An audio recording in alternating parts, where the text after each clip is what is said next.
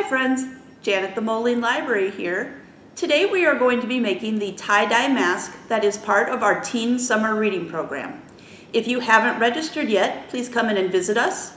Give us a call at 309-524-2470 or go online to register at www.molinelibrary.com/summerreading. Let's go ahead and get started. In your kit, you have one mask, 3 permanent markers, and a bottle of spray alcohol.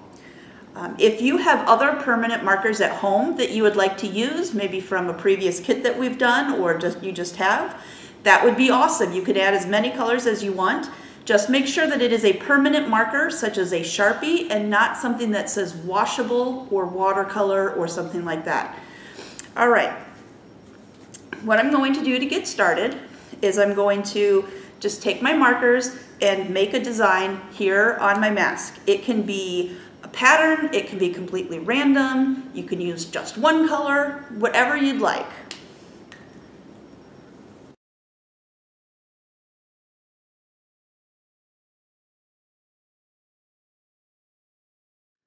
So for my design, I have chosen to do sort of a bullseye with my 3 colors and then small dots all around the rest of the mask in the other colors.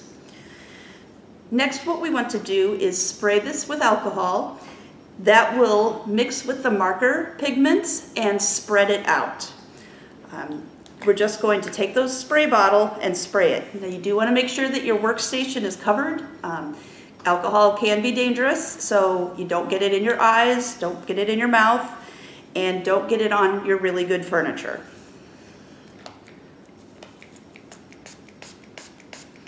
And I'm just going to spray this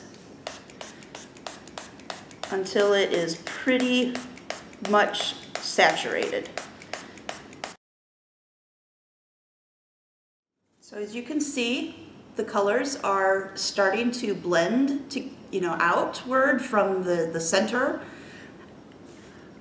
If you're finding that the spraying is taking too long, if you have like an eyedropper, you could use that. Take the spray part off and use the eyedropper to put the alcohol directly onto the mask.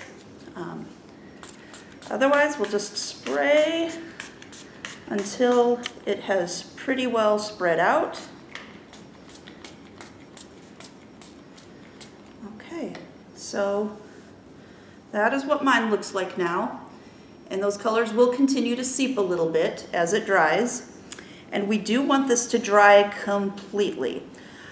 So you're going to want to leave it someplace safe to dry. I'm going to leave mine here on this paper, because while this is still wet, those colors will continue to bleed. You could hang it up somewhere, you could leave it on your table, you could drape it over a glass jar or something like that. But you want to make sure that this is completely dry before you move on to the next step. Alcohol, as I said, can be a little dangerous and it's flammable, and the next step involves adding heat. So once this is completely 100% dry, I am going to put it into a heat source. This can be like a clothes dryer. If you don't have access to that, you could do a hot air dryer.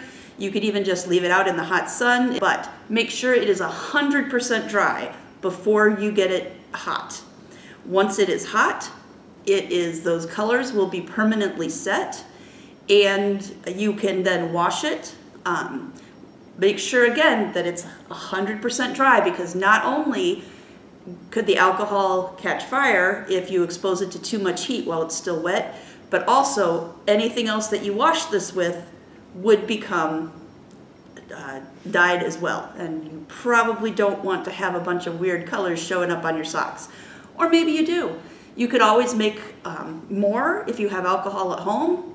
Just take those Sharpies and make your colors and add a little alcohol, make sure it's dry, and you are all set.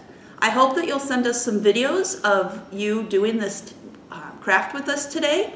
You can send those to molinelibraryteens@gmail.com, and you'll get extra credit for your summer reading program if you do that. Have a great day and a great summer. Bye.